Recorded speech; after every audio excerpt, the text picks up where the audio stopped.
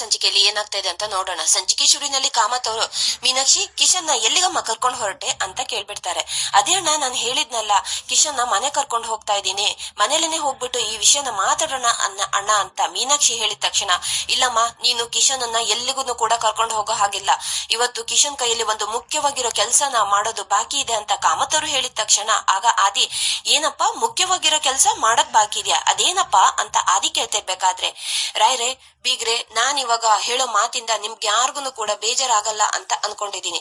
ಹೇಗಿದ್ರು ಎರಡು ಕಡೆಯವರು ಇಲ್ಲೇನೆ ಇದ್ಬಿಟ್ಟಿದೀವಲ್ವಾ, ಹಾಗಾಗಿ ಇವತ್ತೇ ಪೂಜಾ ಮತ್ತೆ ಕಿಶನ್ ಮದ್ವೆನ ಇಲ್ಲೇನೆ ಮಾಡಿಸ್ಬಿಡೋಣ ಅಂತ ಆಗ ಕಾಮತ್ ಅವರು ಹೇಳಿದ ತಕ್ಷಣ ಈ ಕಡೆ ಮನೆಯವರು ಎಲ್ರಿಗೂ ಕೂಡ ತುಂಬಾನೇ ಶಾಕ್ ಆಗ್ತಾ ಇರುತ್ತೆ. ಅದು ಅಲ್ಲದೆ ಕಿಶನ್ ಬೇರೆ ಈ ನಾಟಕ ಮಾಡಕ್ಕೆ ತುಂಬಾನೇ ಕಷ್ಟಪಟ್ಟಿದ್ದಾನೆ, ಪುರೋಹಿತರು ಬೇರೆ ಇಲ್ಲೇನೆ ಇದ್ದಾರೆ ಅಂತ ಕಾಮತ್ ಅವರು ಹೇಳ್ತಾ ಇರ್ಬೇಕಾದ್ರೆ ಆಗ ಭಾಗ್ಯ, ಮಾವ ಅದು ಇವಾಗ ಮದ್ವೆನಾ ಅಂತ ಭಾಗ್ಯ ಕೇಳ್ಬಿಡ್ತಾಳೆ. ಹೂನಮ್ಮ ನೀನ್ ಸ್ವಲ್ಪ ಸುಮ್ನಿರು, ನೋಡು ನನ್ಗೂನು ಕೂಡ ಇದನ್ನೆಲ್ಲ ನೋಡಿ ನೋಡಿ ನನ್ಗೆ ಸಾಕಾಗ್ಬಿಟ್ಟಿದೆ, ಪೂಜಾ ಕಿಶನ್ ಬನ್ನಿ ಇಲ್ಲಿ ಅಂತ ಹೇಳ್ಬಿಟ್ಟು ಅವರನ್ನ ಎಡಕ್ಕೊಬ್ರು ಬಲಕ್ಕೊಬ್ರು ನಿಲ್ಲಿಸ್ಕೊಂಡು ಹಾಗೆ ಕೈ ಹಿಡ್ಕೊಂಡು ಪುರೋಹಿತರ ಹತ್ರ ಕರ್ಕೊಂಡ್ ಬರ್ತಾರೆ.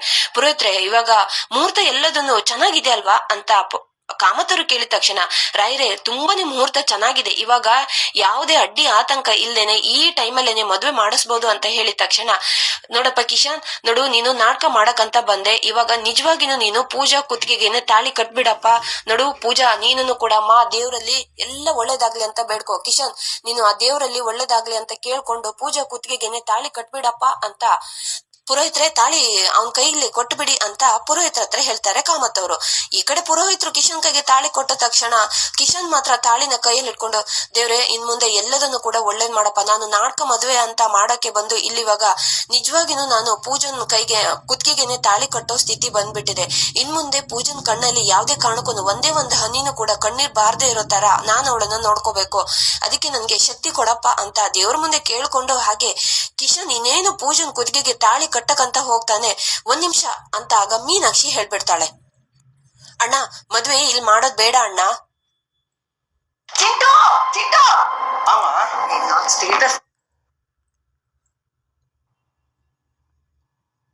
ತೋರ್ಸೋ ಎಲ್ಲರೂ ಕಾಯ್ತಾ ಇದಾರೆ, ಇನ್ನು ಸ್ಟೇಟಸ್ ಇರ್ಲಿಲ್ಲ. ನೋಡಿ ಕ್ರಾಫ್ಟ್ ಆಪ್ ಇದೆಲ್ಲ ಬೇಡ ಅಣ್ಣ.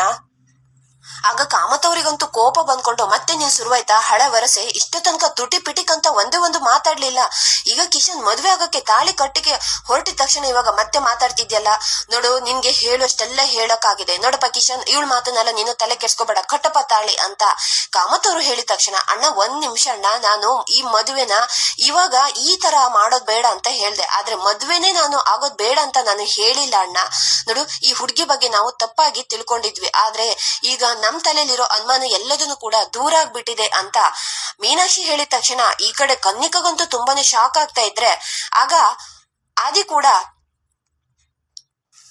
ಆದಿ ಮಾತ್ರ, ಅತ್ತೆ ನೀವ್ ಏನ್ ಹೇಳ್ತಿದ್ದೀರಾ ನನ್ಗಂತೂ ಒಂದನ್ನು ಅರ್ಥ ಆಗ್ತಾ ಇಲ್ಲ ಅಂತ ಆದಿ ಹೇಳಿದ ತಕ್ಷಣ, ನೋಡಪ್ಪ ಆದಿ ಇಷ್ಟು ದಿನ ನಾವು ಪೂಜೆ ಬಗ್ಗೆ ತಪ್ಪಾಗಿನೇ ಅರ್ಥ ಮಾಡ್ಕೊಂಡಿದ್ವಿ, ಈ ಕಾಮತ್ ಮನೆತನಕ್ಕೆ ಮಾಡ್ಸಿ ಸೊಸೆ ಅಂತಂದ್ರೆ ಅದು ಪೂಜಾನೆ ಅಂತ ಮೀನಾಕ್ಷಿ ಹೇಳಿದ ತಕ್ಷಣ ಈ ಕಡೆ ಭಾಗ್ಯ ಮನೆಯವರಿಗೆಲ್ಲ ತುಂಬಾನೇ ಖುಷಿ ಆಗುತ್ತೆ.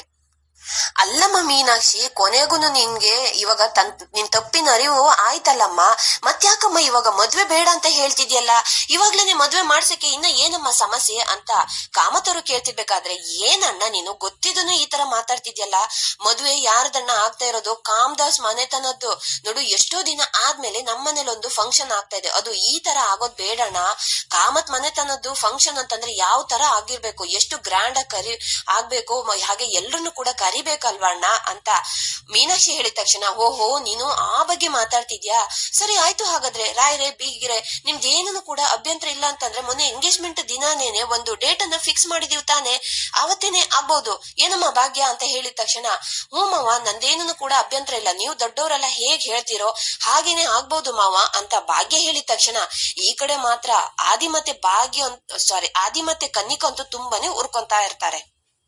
ಈಗ ನೀವೆಲ್ರೂ ಹೇಳಿ ನಾವು ತಗೊಂಡಿರೋ ನಿರ್ಧಾರದಿಂದ ನಿಮ್ಗೇನು ಕೂಡ ಸಮಸ್ಯೆ ಇಲ್ಲ ತಾನೆ ಅಂತ ಕುಸುಮಾ ಅವರನ್ನ ಕಾಮತ್ ಅವರು ಕೇಳ್ತಿರ್ಬೇಕಾದ್ರೆ, ಅಯ್ಯೋ ಇಲ್ಲ ಬಿಗ್ರೆ ನೋಡಿ ಏನ್ ಸಮಸ್ಯೆನೂ ಇಲ್ಲ, ಈ ಮದುವೆ ಒಂದು ಚೆನ್ನಾಗ್ ಆಗ್ಬಿಟ್ರೆ ನಮ್ಗಷ್ಟೇ ಸಾಕು ಅಂತ ಕುಸುಮಾ ಹೇಳಿದ ತಕ್ಷಣ ಅದ್ರ ಬಗ್ಗೆ ನೀವೇನನ್ನು ಕೂಡ ಯೋಚನೆ ಮಾಡ್ಬಿಡಿ, ಮದುವೆ ತುಂಬಾನೇ ಚೆನ್ನಾಗ್ ಆಗುತ್ತೆ ಅಂತ ಕಾಮತ್ ಅವರು ಹೇಳ್ತಾರೆ. ಆಗ ಸುಂದ್ರಿ ಮಾತ್ರ ಕಾಮಿಡಿ ಮಾಡ್ತಾ ಇರ್ತಾಳೆ. ಏನಪ್ಪಾ ಕುಶನು, ನೀನ್ ಈ ತರ ನಾಚ್ಕೊಂತ ಇದ್ರೆ ನೋಡು, ಮದ್ವೆ ದಿನ ನೀನು ಪೂಜನಿಗೆ ತಾಳಿ ಕಟ್ಟೋದಲ್ಲ, ಪೂಜನು ನಿನ್ಗೆ ತಾಳಿ ಕಟ್ಬಿಡ್ತಾಳೆ ಅಂತ ಸುಂದ್ರಿ ಹೇಳಿದ ತಕ್ಷಣ ಈ ಕಡೆ ಎಲ್ಲರೂ ಕೂಡ ನಗಾಡ್ತಾ ಇರ್ತಾರೆ. ಆಗ ಮಹಿತ್ ಅವರು, ನೋಡ್ ಭಾಗ್ಯ, ಇವಾಗ ನೀನ್ ಏನೇನು ಕೂಡ ಸಂಕೋಚ ಪಡ್ಕೊಳ್ಳೋ ಹಾಗಿಲ್ಲ. ಯಾಕಂತಂದ್ರೆ ನೋಡು, ನೀನು ಎಲ್ಲದಕ್ಕೂ ತುಂಬಾನೇ ಸಂಕೋಚ ಪಡ್ಕೊಂತೀಯ. ನೋಡು, ಇವಾಗ ನಾವೆಲ್ಲರೂ ಕೂಡ ಆಗಿದೀವಿ ಅಂದ್ರ ಮೇಲೆ ನೀನು ಸಂಕೋಚ ಪಡ್ಕೊಳ್ಳೋ ಅಗತ್ಯನೇ ಇಲ್ಲ. ನಿನ್ಗೆ ಏನೇ ಬೇಕಿದ್ರು ನಮ್ಮನ್ನ ಕೇಳು, ಸರಿನಾ ಅಂತ ಮಹಿತನ ಅವರು ಹೇಳಿದ ತಕ್ಷಣ ಭಾಗ್ಯನು ಕೂಡ ಸರಿ ಆಯ್ತು ಅಂತ ಹೇಳ್ತಾಳೆ. ಸರಿ ಬೀಗ್ರೆ, ಹಾಗಿದ್ರೆ ಟೈಮ್ ಆಯ್ತು, ನಾವಿನ್ನ ಹೊರಡ್ತೀವಿ ಅಂತ ಹೇಳ್ಕೊಂಡು ಭಾಗ್ಯನ್ ಮನೆಯವರೆಲ್ಲರೂ ಕೂಡ ಅಲ್ಲಿಂದ ಹೊರಡಕ್ಕೆ ರೆಡಿ ಆಗ್ತಾರೆ. ಮೀನಾಕ್ಷಿ, ಅಂತೂ ಇಂತೂ ಕೊನೆಗೂ ಕೂಡ ನಿನ್ಗೆ ಸತ್ಯ ಏನು ಅಂತ ಗೊತ್ತಾಯ್ತಲ್ಲ. ನಾನ್ ಎಷ್ಟೇ ಹೇಳಿದ್ರು ನಂಬ್ತಾನೆ ಇರ್ಲಿಲ್ಲ. ನೋಡು, ಇವಾಗ್ಲಾದ್ರೂ ನೀನು ಉಪವಾಸ ಸತ್ಯಾಗ್ರಹನ ಮುರಿಬಹುದಲ್ವಾ? ಏನಮ್ಮ, ಒಂದ್ ಗ್ಲಾಸ್ ಜ್ಯೂಸ್ ತಗೋಬಾ ಅಂತ ಜಿಮ್ ಟ್ರೈನರ್ ಹುಡುಗಿ ಹತ್ರ ಹೇಳಿದ ತಕ್ಷಣ ಅವಳು ಜ್ಯೂಸ್ ತಗೋಬಂದ್ ಕೊಡ್ತಾಳೆ. ಮೀನಾಕ್ಷಿ, ಬಾಯಿಲಿ ಈ ಜ್ಯೂಸ್ ಅನ್ನ ಕುಡಿಬಿಡು. ನೋಡು, ಇನ್ನ ಯಾವತ್ತೂ ಕೂಡ ಈ ಉಪವಾಸನೆಲ್ಲ ಮಾಡಕ್ಕೆ ಹೋಗ್ಬೇಡ. ಉಪವಾಸ ಮಾಡುವಂತ ವಯಸ್ಸನ್ನು ಕೂಡ ನಿಂದಲ್ಲ. ಅದ್ರದಿಂದ ಏನಾದ್ರೂ ಹೆಚ್ಚು ಕಮ್ಮಿ ಆದ್ರೆ ಯಾರಮ್ಮ ಹೊಣೆ ಅಂತ ಕಾಮತರು ಕೇಳ್ತಿರ್ಬೇಕಾದ್ರೆ, ಸರಿ ಅಣ್ಣ ಆಯ್ತು, ಇನ್ನ ಯಾವತ್ತೂ ಕೂಡ ಈ ತರ ಎಲ್ಲ ಮಾಡಲ್ಲ ಅಂತ ಹೇಳ್ಬಿಟ್ಟು ಮೀನಾಕ್ಷಿ ಆ ಜ್ಯೂಸ್ ಅನ್ನ ಕುಡಿತಾಳೆ. ಪುರೋಹಿತ್ರೆ, ಸರಿ ಹಾಗಾದ್ರೆ ಎಲ್ಲದನ್ನು ಕೂಡ ಇಲ್ಲಿಗೆ ಮುಗಿತಲ್ಲ, ನಾವಿನ್ನ ಹೊರಡ್ತೀವಿ ಅಂತ ಹೇಳ್ಕೊಂಡು ಮನೆಯವ್ರನ್ನೆಲ್ಲ ಕರ್ಕೊಂಡು ಅಲ್ಲಿಂದ ಹೊರಟೋಗ್ತಾರ ಕಾಮತ್ ಅವರು. ಈ ಕಡೆ ಆದಿ ಹೊರಡೋಕಂತ ರೆಡಿ ಆಗ್ತಾನೆ. ಆಗ ಅವನ್ ಕೈನ ಹಿಡ್ಕೊಂಡು ಕನ್ನಿಕಾ ಮಾತ್ರ, ಬ್ರೋ ಇವ್ರ ನಾಟಕಕ್ಕೆ ನೀನನ್ನು ಕೂಡ ಬಿದ್ದೋಗ್ಬಿಟ್ಯ ಬ್ರೋ. ನೋಡು, ಆ ಭಾಗ್ಯ ಇದಳೆಲ್ಲ ತುಂಬಾನೇ ನಾಟಕ ಮಾಡ್ತಾಳೆ, ದೊಡ್ಡ ಡ್ರಾಮಾ ಕಂಪನಿ ಅವಳು. ನೋಡು, ಅವ್ರ ಡ್ರಾಮಕ್ಕೆಲ್ಲ ನೀನು ಬಿದ್ದೋಗ್ಬೇಡ, ಅತ್ತೆ ಅಂತೂ ಬಿದ್ದೋಗ್ಬಿಟ್ಟಿದ್ದಾರೆ. ನೋಡ್ ಬ್ರೋ, ಇದೆಲ್ಲ ಒಂದ್ ಸ್ವಲ್ಪನೂ ಕೂಡ ಸರಿಯಾಗಿಲ್ಲ. ನಾವು ಏನ್ ಮಾಡ್ಬೇಕು ಅಂತ ಅನ್ಕೊಂಡಿದೀವಿ, ಆದ್ರೆ ಇಲ್ಲ ಆಗ್ತಾ ಇರೋದು ಏನೇನೋ ಆಗ್ತಾ ಇದೆ. ಅತ್ತೆ ಹತ್ರ ನಾನ್ ಮಾತಾಡ್ತೀನಿ ಬ್ರೋ. ನೋಡು, ಯಾವ್ದೇ ಕಾರಣಕ್ಕೂ ಈ ಮದ್ವೆ ಆಗಕ್ಕೆ ಮಾತ್ರ ಬಿಡ್ಬಾರ್ದು ಅಂತ ಹೇಳ್ಬಿಟ್ಟು ಕನ್ನಿಕಾ ಅಲ್ಲಿಂದ ಹೊರಟೋಗ್ಬಿಡ್ತಾಳೆ. ಈ ಕಡೆ ಆದಿ ಮಾತ್ರ, ಅಲ್ಲ ಇಲ್ಲಿ ಏನ್ ಆಗ್ತಾ ಇದೆ, ಅಲ್ಲ ನಾನ್ ಆವತ್ ನೋಡಿದ್ರೆ ಆ ಭಾಗ್ಯನ ಹಾಗಾದ್ರೆ ತಪ್ಪಾಗಿ ತಿಳ್ಕೊಂಡಿದ್ನ? ಭಾಗ್ಯ ಅಲ್ಲಿ ಆವತ್ತು ನನ್ ಕಣ್ಮುಂದೆನೆ ಕಂಡಿರೋದಕ್ಕೂ ಇಲ್ಲಿ ಇವಾಗ ನಡ್ಕೊಂತ ಇರೋದಕ್ಕೂ ತುಂಬಾನೇ ವ್ಯತ್ಯಾಸ ಇದೆ. ಹಾಗಾದ್ರೆ ಕಿಶನ್ ಹೇಳಿರೋ ಮಾತಿನೇ ನಿಜನಾ? ಪೂಜಾ ಮತ್ತೆ ಭಾಗ್ಯ ಫ್ಯಾಮಿಲಿ ಆ ತರದವ್ರು ದುಡ್ಡಿಗೆ ಮತ್ತೆ ಆಸ್ತಿಗೆ ಆಸೆ ಪಡೋರು ಅಲ್ಲ ಅಂತ ಅಪ್ಪ ಮತ್ತೆ ಕಿಶನ್ ಹೇಳಿರೋ ಮಾತಿನೇ ನಿಜನಾ? ಹಾಗಾದ್ರೆ ನನ್ಗಂತೂ ಒಂದನ್ನು ಕೂಡ ಅರ್ಥನೇ ಆಗ್ತಾ ಇಲ್ಲ. ಯಾವ್ದನ್ ನಂಬೇಕು, ಯಾವ್ದನ್ ಬಿಡ್ಬೇಕು ಅಂತ ಒಂದ್ ಸ್ವಲ್ಪನೂ ಕೂಡ ಅರ್ಥನೇ ಆಗ್ತಾ ಇಲ್ಲ. ಎಲ್ಲ ಕನ್ಫ್ಯೂಷನ್ ಆಗ್ತಾ ಇದೆ ಅಂತ ಆದಿ ಯೋಚನೆ ಮಾಡ್ತಾ ಇರ್ತಾನೆ. ಇನ್ನ ಒಂದ್ ಕಡೆ ತಾಂಡವ್ ಮಾತ್ರ ತುಂಬಾನೇ ಕೋಪ ಮಾಡ್ಕೊಂಡು ಆ ಕಡೆ ಈ ಕಡೆ ಓಡಾಡ್ತಾ ಇರ್ತಾನೆ. ಎಲ್ರು ಕೂಡ ಕೋಟಿ ದುಡ್ಡು ಮಾಡ್ಕೊಂಡಿದ್ದಾರೆ, ಆದ್ರೆ ನಾನು ಪ್ರಾಜೆಕ್ಟ್ ಅನ್ನು ತೋರಿಸಿದ ತಕ್ಷಣ ಚೆನ್ನಾಗಿದೆ, ಆದ್ರೆ ಇವಾಗ ಮಾತ್ರ ಇನ್ವೆಸ್ಟ್ ಮಾಡಕ್ ಆಗಲ್ಲ, ಬಿಸ್ನೆಸ್ ಎಲ್ಲ ಲಾಸ್ ಅಲ್ಲಿ ನಡೀತಿದೆ ಅಂತ ಏನೇನೋ ಮಾತಾಡ್ತಾ ಇದ್ರೆ. ಹಾಗಾದ್ರೆ ಒಬ್ರು ಕೂಡ ನನ್ ಪ್ರಾಜೆಕ್ಟ್ ಗೆ ಇನ್ವೆಸ್ಟ್ ಮಾಡಕ್ಕೆ ಬರ್ತಾನೆ ಇಲ್ವಲ್ಲ ಯಾರನ್ನು ಕೂಡ. ಇವರು ಸುಮ್ನೆ ಕೋಟಿ ದುಡ್ಡು ಮಾಡ್ಕೊಂಡು ಅದನ್ನೆಲ್ಲ ಬಚ್ಚಿಟ್ಕೊಂಡು ಹಾಗೆ ಆರಾಮಾಗಿ ಇರೋಕಂತ ನೋಡ್ತಾ ಇದ್ದಾರೆ. ಇನ್ವೆಸ್ಟ್ ಮಾಡಕ್ಕೆಲ್ಲ ಇವರಿಗೆ ಏನ್ ರೋಗ ಅಂತ ತಾಂಡವ್ ಹೀಗೆ ಬೈಕೊಂಡು ಓಡಾಡ್ತಾ ಇರ್ಬೇಕಾದ್ರೆ ಆಗ ಶ್ರೇಷ್ಠ ಅಲ್ಲಿಗೆ ಬಂದ್ಬಿಡ್ತಾಳೆ. ತಾಂಡವ್ ಅದು ಅಂತ ಮಾತಾಡಕ್ಕೆ ಬಂದಿದ ತಕ್ಷಣ, ನೋಡ್ ಶ್ರೇಷ್ಠ, ನಾನ್ ಆಲ್ರೆಡಿ ಇವಾಗ ತುಂಬಾನೇ ಖರಾಬ್ ಮೂಡಲ್ಲಿದ್ದೀನಿ, ಮತ್ತೆ ನೀನ್ ಏನೇನೋ ಮಾತಾಡಿ ನನ್ ಮೂಡನ್ನೆಲ್ಲ ಹಾಳು ಮಾಡಕ್ಕೆ ಬರ್ಬೇಡ ಅಂತ ಆಗ ತಾಂಡವ್ ಬೈದಿದ ತಕ್ಷಣ ಆಗ ಶ್ರೇಷ್ಠಕ್ಕಂತೂ ತುಂಬಾನೇ ಕೋಪ ಬಂದ್ಬಿಟ್ಟು, Tandav just will you stop this nonsense? ನೋಡು, ಯಾವಾಗ್ಲೂ ಬಂದು ನಿನ್ ಮೂಡನ್ನ ಹಾಳು ಮಾಡೋದೇ ನನ್ಗೆ ಕೆಲ್ಸ ಇಲ್ಲ ಅಂತ ಅನ್ಕೊಂಡ್ಬಿಟ್ಟಿದ್ಯಾನ? ನೋಡು, ನಾನು ಒಂದಷ್ಟು ಇನ್ವೆಸ್ಟರ್ ಹತ್ರ ಎಲ್ಲ ಮಾತಾಡ್ಬಿಟ್ಟಿದೀನಿ. ಅವರು ನಿನ್ ಪ್ರಾಜೆಕ್ಟ್ ಅನ್ನ ನೋಡ್ಬಿಟ್ಟು ಅದನ್ನೆಲ್ಲ ಇನ್ವೆಸ್ಟ್ ಮಾಡೋಣ ಅಂತ ಅವರು ಮಾತಾಡಿದ್ದಾರೆ. ನೋಡು, ನಾಳೆ ಹೋಗ್ಬಿಟ್ಟು ನೀಟಾಗಿ ನಿನ್ನ ಪ್ರೆಸೆಂಟೇಶನ್ ಅನ್ನೆಲ್ಲ ಅವ್ರ ಮುಂದೆ ಪ್ರೆಸೆಂಟ್ ಮಾಡು. ನೋಡು, ನಾನ್ ನಿನ್ ಹೆಂಡತಿ, ಯಾವಾಗ್ಲೂ ಕೂಡ ನಿನ್ಗೆ ಇರಿಟೇಟ್ ಮಾಡೋದೇ ನನ್ ಕೆಲಸ ಅಲ್ಲ. ಯಾವತ್ತೂ ಕೂಡ ನೀನ್ ಒಳ್ಳೇದಾಗ್ಲಿ ಕಷ್ಟದಲ್ಲಿ ನಾನ್ ನಿನ್ ಜವಾಬ್ದಾರಿಯಾಗಿ ನಿನ್ ಜೊತೆಗೆ ನಿಂತ್ಕೊಂತೀನಿ ಅಂತ ಹೇಳ್ಬಿಟ್ಟು ಶ್ರೇಷ್ಠ ಅಲ್ಲಿಂದ ಹೊರಟೋಗ್ತಾಳೆ. ಇನ್ನೇ ಒಂದ್ ಕಡೆ ಕನ್ನಿಕಾ ಮಾತ್ರ ಹಾಗೆ ಮೀನಾಕ್ಷಿ ಹತ್ರ ಬಂದ್ಕೊಂಡು, ಅತ್ತೆ ನೀವ್ ಈ ತರ ಮಾಡ್ತೀರಂತ ನಾನು ಅನ್ಕೊಂಡೇ ಇರ್ಲಿಲ್ಲ ಅತ್ತೆ. ಯಾವತ್ತೂ ಕೂಡ ನೀವು ನಮ್ ಜೊತೆಯಾಗಿ ನೀನ್ ಇಟ್ಕೊಂಡು ಆ ಪೂಜನ ಈ ಮನೆಗೆ ಸೊಸೆಯಾಗಿ ಬರಕ್ಕೆ ಯಾವ್ದೇ ಕಾರಣಕ್ಕೂ ಒಪ್ಪಲ್ಲ, ನೀವು ಬಿಡಲ್ಲ. ನೀವು ಏನಾದ್ರೂ ಪ್ಲಾನ್ ಮಾಡ್ತೀರಾ ನಮ್ ಜೊತೆಗೇನೆ ಸೇರ್ಕೊಂಡು ಅಂತ ಅನ್ಕೊಂಡ್ ಬಿಟ್ಟದಿದ್ರೆ ಇವಾಗ ನೀವು ಕೂಡ ಆರಾಮಾಗಿ ಅಪ್ಪ ಹಾಗೆ ಕಿಶನ್ ಜೊತೆಗೇನೆ ಸೇರ್ಕೊಂಡು ಮದ್ವೆಗೆನೆ ಒಪ್ಕೊಂಡ್ ಬಿಟ್ರಲ್ಲ. ಕೊನೆಗೂನು ನೀವು ನಮ್ಗೆ ಮೋಸ ಮಾಡ್ಬಿಟ್ರಲ್ಲ ಅತ್ತೆ ಅಂತ ಹೀಗೆ ಕನ್ನಿಕಾ ಬೈತಾ ಇರ್ಬೇಕಾದ್ರೆ, ನೋಡ್ ಕನ್ನಿಕಾ, ಇವಾಗ್ಲೂ ಕೂಡ ನನ್ ಪ್ಲಾನ್ ಪ್ರಕಾರ ನಾನ್ ನಡ್ಕೊಂಡಿರೋದು, ನಾನ್ ಇವಾಗ್ಲೂ ಕೂಡ ಮದ್ವೆನ ನಿಲ್ಲಿಸ್ಬಿಟ್ಟಿದ್ದೀನಲ್ಲ ಅಂತ ಮೀನಾಕ್ಷಿ ಹೇಳಿದ ತಕ್ಷಣ, ಅಂದ್ರೆ ಅದೇ ನೀವ್ ಏನ್ ಮಾತಾಡ್ತಾ ಇದ್ರ ನನ್ಗಂತೂ ಅರ್ಥನೇ ಆಗ್ತಾ ಇಲ್ಲ ಅಂತ ಆಗ ಕನ್ನಿಕಾ ಹೇಳಿದ ತಕ್ಷಣ, ನೋಡು, ಆವತ್ ನಾನ್ ನಿಂಗೆ ಹೇಳಿದೆ ಈ ಮದ್ವೆನ ಯಾವ್ದೇ ಕಾರಣಕ್ಕೂ ಆಗೋಕೆ ನಾನ್ ಬಿಡಲ್ಲ ಅಂತ. ಇವಾಗ ನಾನ್ ಮಾಡಿರೋದು ಅದೇ ಮದ್ವೆನ ನಿಲ್ಸಿದೀನಲ್ವಾ, ಅದೇ ಏನೋ ಹೇಳ್ತಾರ ನೋಡು, ಬೀಸೋ ದೊಣ್ಣೆಯಿಂದ ತಪ್ಪಿಸ್ಕೊಂಡ್ರೆ 100 ವರ್ಷ ಆಯುಷು ಅಂತ. ನೋಡು, ಆ ಮೊಮೆಂಟ್ ಅಲ್ಲಿ ನನ್ಗೆ ಏನ್ ಮಾಡ್ಬೇಕು ಅಂತಾನೆ ಗೊತ್ತಾಗ್ಲಿಲ್ಲ. ಹಾಗಾಗಿನೇ ನಾನು ಈತ ಒಂದು ರೀಸನ್ ಕೊಟ್ಬಿಟ್ಟು ಮದುವೆನ ನಿಲ್ಲಿಸ್ಬಿಟ್ಟಿರೋದು ಅಂತ ಆಗ ಮೀನಾಕ್ಷಿ ಹೇಳಿದ ತಕ್ಷಣ ಈ ಕಡೆ ಕನ್ನಿಕಾಗಂತೂ ತುಂಬಾನೇ ತುಂಬಾನೇ ಖುಷಿ ಆಗ್ಬಿಟ್ಟು, ವಾವ್ ಅತ್ತೆ ಸೂಪರ್, ನೀವು ಈ ತರ ಒಂದ್ ಪ್ಲಾನ್ ಮಾಡ್ತೀರಾ ಅಂತ ನಾನು ಅನ್ಕೊಂಡೇ ಇರ್ಲಿಲ್ಲ ಅಂತ ಕನ್ನಿಕಾ ತುಂಬಾನೇ ಖುಷಿ ಆಗ್ತಾಳೆ. ನೋಡ್ ಕನ್ನಿಕಾ, ಯಾವ್ದೇ ಕಾರಣಕ್ಕೂ ಆ ಪೂಜಾ ಇದ್ದಾಳಲ್ಲ ಅವಳನ್ನ ನಮ್ಮನೆ ಸೊಸೆಯಾಗಿ ಬರೋಕೆ ನಾನಂತೂ ಒಪ್ಕೊಳ್ಳಲ್ಲ. ಆ ಭಾಗ್ಯ ಇದ್ದಾಳಲ್ಲ ಅವಳನ್ನ ಎಂತವಳು ಅಂತ ನಾನು ಅಣ್ಣನ ಮುಂದೆ ಪ್ರೂವ್ ಮಾಡೇ ಮಾಡ್ತೀನಿ. ನನ್ಗೆ ಒಂದ್ ಸ್ವಲ್ಪ ಟೈಮು ಸಿಕ್ಕಿದೆ, ಅದನ್ನ ನಾವು ಚೆನ್ನಾಗಿನೇ ಯುಟಿಲೈಸ್ ಮಾಡ್ಕೋಬೇಕು ಅಂತ ಹೇಳ್ಬಿಟ್ಟು ಮೀನಾಕ್ಷಿ ಅಲ್ಲಿಂದ ಹೊರಟೋಗ್ಬಿಟ್ರೆ ಈ ಕಡೆ ಕನ್ನಿಕಾ ಅಂತೂ ತುಂಬಾನೇ ಖುಷಿ ಆಗ್ತಾಳೆ. ಆದ್ರೆ ಅಲ್ಲಿ ನಿಂತ್ಕೊಂಡಿರೋ ಆದಿ ಮಾತ್ರ ತುಂಬಾನೇ ಕನ್ಫ್ಯೂಷನ್ ಆಗ್ತಾನೆ. ಇನ್ನ ಒಂದ್ ಕಡೆ ಭಾಗ್ಯ ಮನೆಯವರೆಲ್ಲ ಮನೆಗ್ ಬಂದು ಕೂತ್ಕೊಂಡಿರ್ತಾರೆ. ಆಗ ಸುನಂದ ಮತ್ತೆ ಶುರು ಮಾಡ್ಕೊಂಡ್ ಬಿಡ್ತಾರೆ, ಎಲ್ಲಿ ಪೂಜಾ ಓಡೋಗ್ಬಿಟ್ಟು ಮದ್ವೆ ಆಗಿ ನಮ್ಮ ಮನೆ ಮಾನ ಮರ್ಯಾದೆ ಎಲ್ಲ ತೆಗಿತಾಳಂತ ನಾನಂತೂ ತುಂಬಾನೇ ಭಯ ಪಡ್ಕೊಂಡಿದ್ದೆ ಅಂತ ಹೀಗೆ ಸುನಂದ ಮಾತಾಡ್ತಾ ಇರ್ಬೇಕಾದ್ರೆ ಮತ್ತೆ ಶುರು ಮಾಡ್ಬಿಟ್ರೆ ನಿಮ್ದು ಹಳೆ ವರಸನ ನೋಡಿ ಮುಗ್ದೋಗಿರೋದ್ರ ಬಗ್ಗೆ ಇವಾಗ ಯಾಕೆ ಮಾತಾಡ್ತಿದ್ದೀರಾ ಅಂತ ಆಗ ಕುಸುಮ ಅವರಿಗೇನೆ ಬೈದ್ ಬಿಡ್ತಾರೆ. ಆಗ ಆದ್ರೂನು ಏಯ್ ಪೂಜಾ ಅಂತ ಪೂಜಾಗಿನೇ ಬೈಯಕ್ಕಂತ ಬರ್ತಾರೆ ಸುನಂದ ಅವರು. ಆಗ ಭಾಗ್ಯ ಬಂದ್ಬಿಟ್ಟು, ನೋಡಮ್ಮ ಪೂಜಾ ಏನೇನು ಕೂಡ ತಪ್ಪು ಮಾಡಿಲ್ಲ, ಅಲ್ಲ ಅವಳು ಯಾವ ತರ ಮಾತಾಡಿದಳಂತ ನೀನೇನು ಕೂಡ ಕೇಳಿಸ್ಕೊಂಡ್ ಬಿಟ್ಟಿಯಲ್ಲಮ್ಮ, ಮತ್ತೆ ಇನ್ನ ಯಾಕಮ್ಮ ಪೂಜನ್ ಮೇಲೆ ರೇಗ್ತಾ ಇದ್ಯಾ ಅಂತ ಭಾಗ್ಯ ಕೇಳ್ತಿರ್ಬೇಕಾದ್ರೆ, ಹೌದಮ್ಮ ನನ್ನನ್ನ ದಯವಿಟ್ಟು ಕ್ಷಮಿಸ್ಬಿಡಮ್ಮ, ಕಿಶನ್ ಏನೋ ಮೀಟ್ ಮಾಡಕ್ಕೆ ಕರ್ದ ಅಂತ ನಾನು ಹೋಗ್ಬಿಟ್ಟೆ, ಆದ್ರೆ ಕಿಶನ್ ನನ್ನನ್ನ ಮದ್ವೆ ಆಗಕ್ಕೆ ಕರ್ದಿದ್ದಾನಂತ ದೇವ್ರಾಣೆ ನನ್ಗೆ ನಿಜವಾಗ್ಲೂ ಗೊತ್ತಿರ್ಲಿಲ್ಲಮ್ಮ, ಅಲ್ಲಿ ಹೋದ್ಮೇಲೆನೆ ಇದೆಲ್ಲ ನನ್ಗೆ ಗೊತ್ತಾಗಿರೋದು ಅಂತ ಹೀಗೆ ಪೂಜನು ಕೂಡ ಸುನಂದನ ಹತ್ರ ಹೇಳ್ತಾಳೆ. ಆಗ ಧರ್ಮ ಅವರನ್ನು, ನೋಡಿ ಎಲ್ಲದನ್ನು ಕೂಡ ಸುಖವಾಗಿನೇ ಅಂತ್ಯ ಆಗಿದೆ ಅಲ್ವಾ, ಇವಾಗ ಆಗೋಗಿರೋದ್ರ ಬಗ್ಗೆ ಯಾಕೀಗ ಯೋಚನೆ ಮಾಡ್ತಿದ್ದಾರ, ಮುಂದೆ ಆಗ್ಬೇಕಾಗಿರೋದ್ರ ಬಗ್ಗೆ ಯೋಚನೆ ಮಾಡಿ ಅಂತ ಆಗ ಧರ್ಮ ಅವರು ಹೇಳ್ಬಿಡ್ತಾರೆ.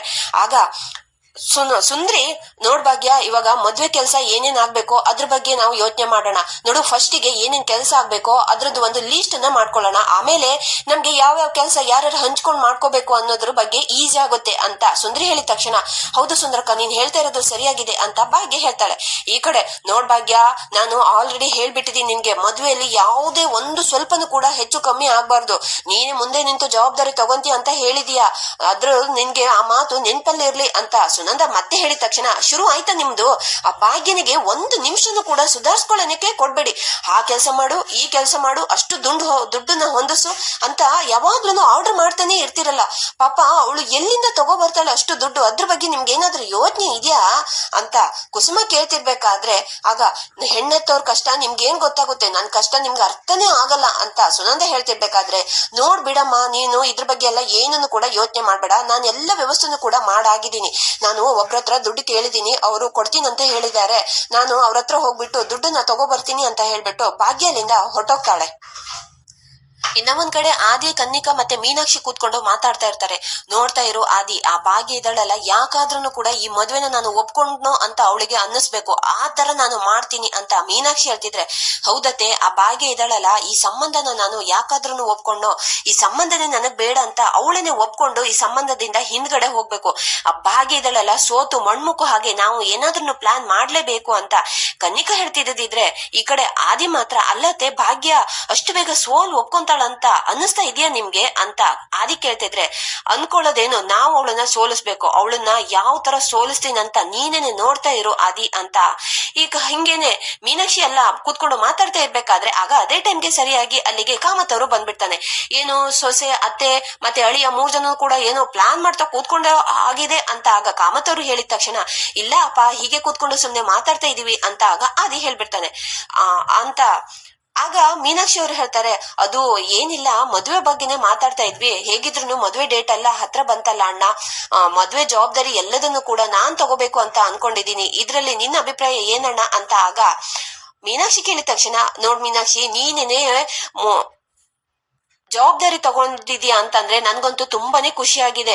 ನೋಡು ಅವರು ಅದ್ವಲ್ದೆ ಸಿಂಪಲ್ ಆಗಿ ಮದುವೆ ಮಾಡ್ಬೇಕು ಅಂತ ಹೇಳ್ಕೊಂಡಿದ್ದಾರೆ, ನೋಡು ನೀನ್ ಅವ್ರಿಗೆ ಜಾಸ್ತಿ ಏನನ್ನು ಕೂಡ ಕಷ್ಟ ಕೊಡ್ಬಾರ್ದು ಅಂತ ಆಗ ಕಾಮತ್ ಅವ್ರು ಹೇಳಿದ ತಕ್ಷಣ, ಇಲ್ಲ ಅಣ್ಣ ಆತರಲ್ಲೇ ಏನೂ ಆಗಲ್ಲ, ಅಂದಾಗೆ ಅಣ್ಣ ನಾಳೆ ಕಿಶನ್ ಮತ್ತೆ ಪೂಜೆಗೆ ಒಂದು ತುಲಾಭಾರ ಮಾಡಿಸ್ಬೇಕು ಅಂತ ಅನ್ಕೊಂಡಿದೀನಿ ಅಣ್ಣ, ಪುರೋಹಿತರು ಹೇಳಿದ್ದಾರೆ ಅಂತ ಮೀನಾಕ್ಷಿ ಹೇಳಿದ ತಕ್ಷಣ, ಓ ಹೌದಾ ಪರವಾಗಿಲ್ಲ, ಹಾಗಾದ್ರೆ ಪರವಾಗಿಲ್ಲ ನಾವೇನ ಮಾಡಿಸ್ಬಿಡೋಣ ಅಂತ ಆಗ ಕಾಮತ್ ಅವ್ರು ಹೇಳಿದ ತಕ್ಷಣ, ಇಲ್ಲ ಅಣ್ಣ ಇದು ಹುಡ್ಗಿ ಮನೆಯವ್ರ ಕಡೆಯಿಂದಾನೇ ಮಾಡಿಸ್ಬೇಕು ಅಂತೆ ಅಂತ ಆಗ ಮೀನಾಕ್ಷಿ ಹೇಳಿದ ತಕ್ಷಣ, ಇಲ್ಲಮ್ಮ ಪಾಪ ಅವರಿಗೆ ತುಂಬಾನೇ ಕಷ್ಟ ಆಗ್ಬಿಡುತ್ತೆ, ನಾವ್ ಯಾಕಮ್ಮ ಅವರಿಗೆ ಕಷ್ಟ ಕೊಡೋದು ಅಂತ ಕಾಮತ್ ಅವ್ರು ಹೇಳ್ತಾರೆ. ಇಲ್ಲ ಅಣ್ಣ, ಅಕ್ಕಿಯಲ್ಲೇನೆ ಸಿಂಪಲ್ ಆಗಿ ಮಾಡ್ಸೋಣ ಅಂತ ಹೇಳಿದೀನಿ, ಜಾಸ್ತಿ ಏನು ಖರ್ಚು ಬರಲ್ಲ ಅಣ್ಣ ಅಂತ. ಆಗ ಮೀನಾಕ್ಷಿ ಹೇಳಿದ ತಕ್ಷಣ ಹೌದಾ, ಸರಿಯಾಗಿ ಕೇಳ್ಕೊಂಡಿದ್ಯಾ ತಾನೆ, ಜಾಸ್ತಿ ಏನು ಖರ್ಚು ಅಲ್ವಾ ಅಂತ ಮತ್ತೆ ಕಾಮತ್ ಅವರು ಕೇಳ್ತಾರೆ. ಇಲ್ಲ ಅಣ್ಣ, ಸಿಂಪಲ್ ಆಗಿನೇ, ಜಾಸ್ತಿಯಾಗಿ ಏನು ಖರ್ಚು ಬರಲ್ಲ ಅಣ್ಣ ಅಂತ. ಆಗ ಮೀನಾಕ್ಷಿ ಹೇಳ್ತಾರೆ, ಸರಿ ಆಯ್ತಮ್ಮ, ಅದೇನು ಅಂತ ನೋಡ್ಕೊಂಡು ನೀನೇನೆ ಮುಂದೆ ನಿಂತು ಮಾಡಿಸ್ಬಿಡು.